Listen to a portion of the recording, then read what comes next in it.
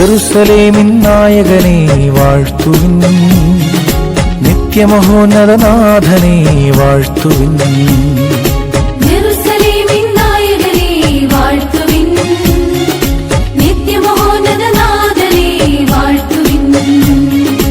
ദൈവത്തിൻ പ്രിയജാതന് തപ്പുകൾ തമ്പുരു വീണകളാൽ കീർത്തനങ്ങൾ പാടി വാഴ്ത്തുവിൻ.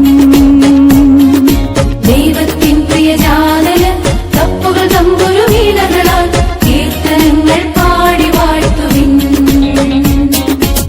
ഈശോയെ തന്റെ കരങ്ങളിലെടുത്ത് ദൈവത്തെ സ്തുതിച്ചുകൊണ്ട് വൃദ്ധനായ ശിമയോൻ പറഞ്ഞു, ഇതാ സകല ജനങ്ങൾക്കും വേണ്ടി അങ്ങ് ഒരുക്കിയിരിക്കുന്ന രക്ഷ എൻ്റെ കണ്ണുകൾ കണ്ടുകഴിഞ്ഞിരിക്കുന്നു.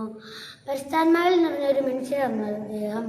ആത്മാവിൻ്റെ വാക്കുകൾ കാതോർത്തുകൊണ്ട് തികഞ്ഞ നീതിയിലും ദൈവഭക്തിയിലും ജീവിച്ചുകൊണ്ടാണ് അദ്ദേഹത്തിന് ലോകരക്ഷനെ കാണാനുള്ള ഭാഗ്യം ലഭിച്ചത്. കൂട്ടുകാരെ, ശിമയോനിൽ നിറഞ്ഞ അതേ പരിശുദ്ധാത്മാവിനെയാണ് മാമോദീസയിലൂടെ നമുക്ക് ലഭിച്ചിരിക്കുന്നത്. നമ്മുടെ ഉള്ളിൽ വസിക്കുന്ന പരിശുദ്ധാത്മാവിൻ്റെ സ്വരം ശ്രവിക്കാൻ നമുക്ക് ശ്രമിക്കാം. പരിശുദ്ധാത്മാവേ എന്നിൽ വന്ന് വസിക്കണമേ എന്ന സുഹൃദൈവം 10 വട്ടം ചൊല്ലി നമുക്ക് ദൈവത്തിന് കാഴ്ചവെക്കാം.